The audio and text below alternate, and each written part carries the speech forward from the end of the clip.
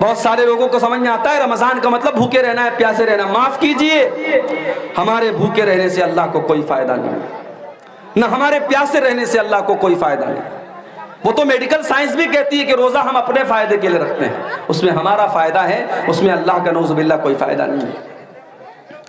لیکن اگر ہم رمضان کے مہینے میں روزہ رکھ کر کے بھی جھوٹ بول رہے ہیں، رمضان کے مہینے میں روزہ رکھ کر کے بھی ہم غیبت کر رہے ہیں، چغلی کر رہے ہیں، لوگوں کی عزت و آبرو پر حملہ کر رہے ہیں، تو معاف کیجئے، ہمیں اور آپ کو بھوکے پیاسے رہنے کا کوئی مطلب نہیں۔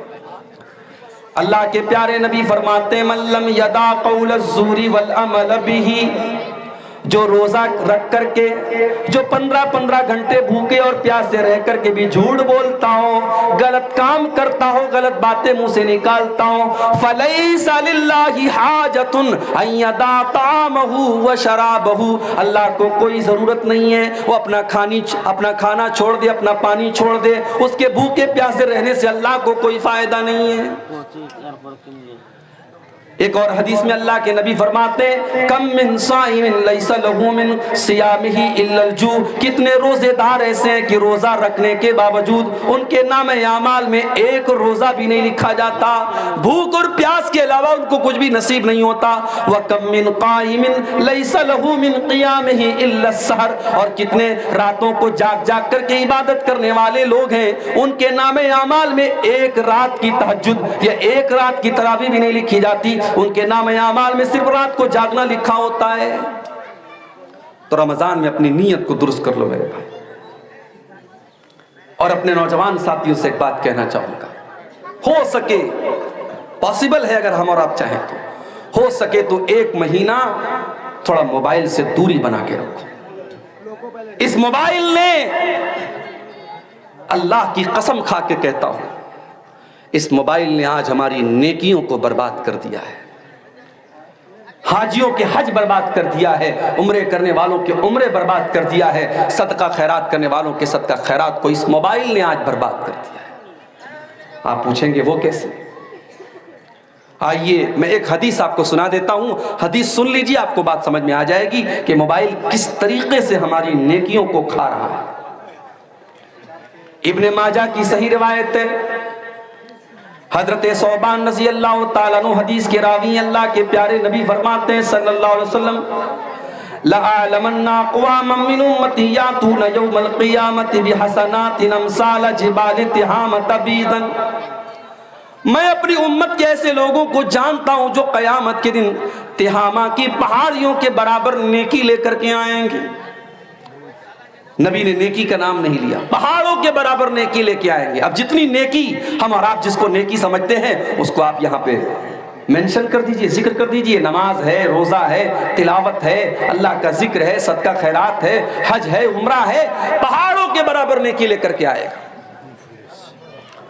وَيَجْعَلُهَا اللَّهُ عَزَّ وَجَلَّ هَبَاءً مَنْثُورًا، پہاڑوں کے برابر نیکیاں لے کر کے آئے گا، لیکن اللہ تعالیٰ اس کی نیکیوں کو ریزہ ریزہ کر دے گا، ہوا کی طرح اڑا دے گا، اس کی ایک نیکی بھی اللہ تعالیٰ کیوں قبول نہیں کی جائے گی۔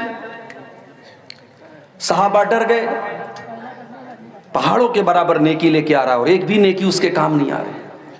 صحابہ ڈر گئے۔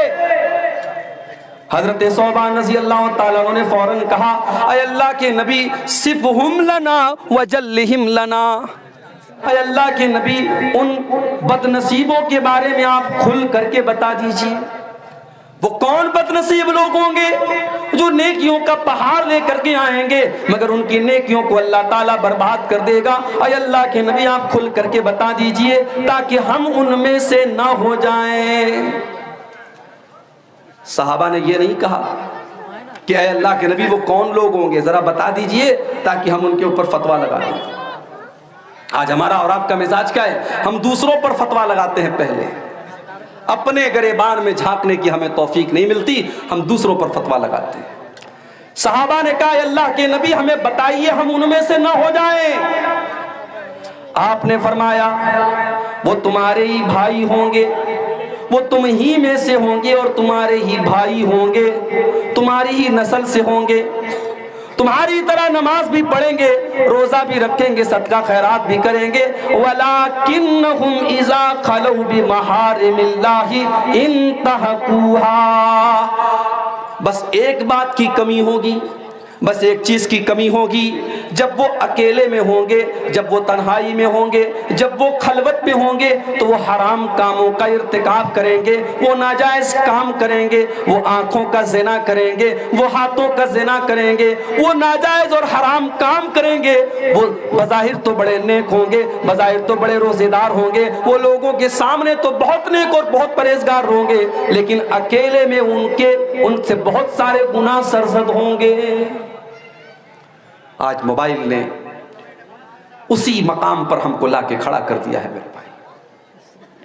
رات کے 12 بجے نوجوان لڑکا کھیتوں میں نکل کر کے کس سے بات کر رہا ہے کیا ہم نہیں جانتے؟ رات کو 2 بجے جوان لڑکی کسی سے چپکے چپکے فون پر بات کر رہی ہے, کس سے باتیں کر رہی ہے ہمیں اندازہ نہیں ہے. میرے پیارے ساتھیوں, اس موبائل نے آج بچوں سے ان کا بچپن چھین لیا. اس موبائل نے آج بوڑھوں کے بڑھاپے اور بزرگی کے تقدس کو ختم کر دیا.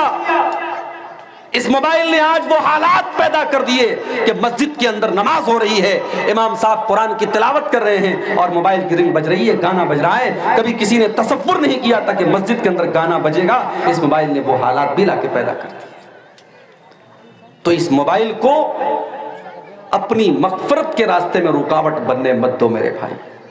اگر اللہ نے 1 مہینہ آپ کو دیا ہے اپنے آپ کو بخشوانے کا, تو اس موقع کو اس موبائل کی وجہ سے چوکنے مت دو. کوشش کرو, میں یہ نہیں کہتا کہ آپ موبائل بند کر دو, کرنا چاہو تو وہ بھی کر سکتے ہو بھائی, بہت بڑے کاروباری ہیں آپ, لیکن اگر آپ چاہیں 1 مہینہ موبائل کا استعمال کم کر سکتے ہیں. ممبئی کی سرزمین پر آپ سے بڑے بڑے بزنس مین لوگ رہتے ہیں. ممبئی میں ایک جگہ میں گیا, رمضان کا مہینہ تھا, ایک نوجوان شخص اعتکاف میں بیٹھا ہوا تھا. مجھے وہاں کے لوگوں نے بتایا, مولوی صاحب یہ جو اعتکاف میں بیٹھے ہیں آپ جانتے ہیں کون ہیں؟ کہنے لگے یہ کروڑ پتی آدمی ہے, کروڑوں کا بزنس ہے اس کا, مگر ہر سال یہ رمضان کے آخری عشرے میں اعتکاف میں بیٹھتا ہے اور اپنا موبائل دوسروں کو دے کر کے اپنے یعنی جو اس کے انڈر میں کام کرتے ہیں, جو ملازم ہوتے ہیں, ان کو دے کے جاتا ہے. اپنے پاس ایک پرسنل موبائل چھوٹا سا لے کے جاتا ہے کہ کبھی گھر والوں سے کوئی ضرورت پڑی تو بات کر لے, اور یہ 10 دن وہ اللہ کی عبادت میں گزارتا ہے. کرنا چاہو تو میرے پیارے بھائیوں بہت کچھ ہے. رمضان کا مہینہ اللہ کی طرف سے ایک تحفہ ہے بخشوانے کے لیے, اور بڑے بدنصیب ہیں وہ لوگ جو اس تحفے کی قدر نہ کریں. اللہ کے نبی منبر کے اوپر چڑھ رہے ہیں, پہلی سیڑھی پر آپ نے قدم رکھا, فرمایا آمین. دوسری سیڑھی پر قدم رکھا, فرمایا آمین. تیسری سیڑھی پر قدم رکھا, فرمایا آمین. صحیح ترغیب و ترہیب کی روایت ہے, آپ نے منبر کی 3 سیڑھیوں پر قدم رکھ کر کے آمین کہا. صحابہ کو بڑی حیرت ہوئی, اے اللہ کے نبی کیا بات ہے, آپ نے بار بار آج آمین کیوں کہا؟ آپ نے فرمایا جب میں نے منبر کی پہلی سیڑھی پر قدم رکھا, جبریل امین نے بددعا کی, رغیم انف رجل ادرک رمضان فلم یغفر له, اس انسان کے لیے بربادی ہو جس نے رمضان کا مہینہ تو پایا مگر اپنی بخشش نہ کروا سکا. رمضان کا مہینہ ملا اور اس کی بخشش نہ ہو سکی, بربادی ہو اس انسان کے لیے. جبریل نے بددعا کی, میں نے آمین کہا. دوسری سیڑھی پر قدم رکھا, جبریل امین نے بددعا کی, رغیم انف رجل ادرک عندہ الکبر والداہ, اس کے والدین بڑھاپے کو پہنچ گئے, اس نے اپنے ماں باپ کو بڑھاپے کی حالت میں پایا, فلم یغفر لہ, اور اپنی بخشش نہ کروا سکا. ماں باپ اس کو بڑھاپے میں ملے, ان کی خدمت کر کے اپنے آپ کو جنت کا حقدار نہ کر سکا, اس بدنصیب انسان کے لیے بربادی ہو. جبریل نے بددعا کی اور پیارے نبی نے آمین کہی. اور منبر کی تیسری سیڑھی پر جب آپ نے قدم رکھا, کہا کہ جبریل نے بددعا کی, رغیم انف رجل ذکرت عنہ فلم یصلی علی, بربادی ہو اس انسان کے لیے جس کے سامنے اس کے پیارے نبی جناب محمد الرسول اللہ صلی اللہ علیہ وسلم کا نام لیا گیا اور اس نے درود نہیں پڑھا, کم سے کم صلی اللہ علیہ وسلم تک اس نے نہیں پڑھا, اس کے لیے بھی آپ نے بربادی کی بددعا کی. آپ کے گاؤں میں جب میں آیا, میں نے عیدگاہ کی نظر آئی, میں نے لوگوں سے پوچھا ماشاءاللہ بڑی اچھی عیدگاہ ہے, لوگوں نے بتایا عیدگاہ تو بہت اچھی ہے مولوی صاحب، لیکن ہمارے یہاں عورتوں کے لیے ارینجمنٹ نہیں ہے۔ مولوی صاحب مسجد بڑی شاندار ہے، 3 منزل کی مسجد ہے ہمارے یہاں، مگر جمعہ کی نماز میں عورتوں کے لیے ہمارے پاس کوئی انتظام نہیں ہے۔ اللہ کے یہاں جواب دینے کے لیے تیار رہنا میرے بھائی۔ اللہ پوچھے گا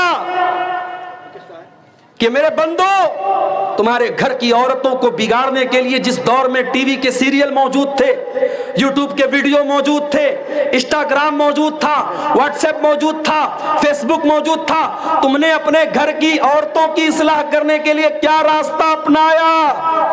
آپ کہیں گے اللہ تعالیٰ ہم نے سال میں ایک بار جلسہ کرا دیا۔ جب آپ کے گھر کی عورتوں کو دین سے دور کرنے والی چیزیں 24 گھنٹے پیش کی جا رہی ہیں تو سال کا 1 دن کا جلسہ، 1 رات کا جلسہ میرے بھائیوں کافی نہیں ہے، یہ بات یاد رکھیے آپ۔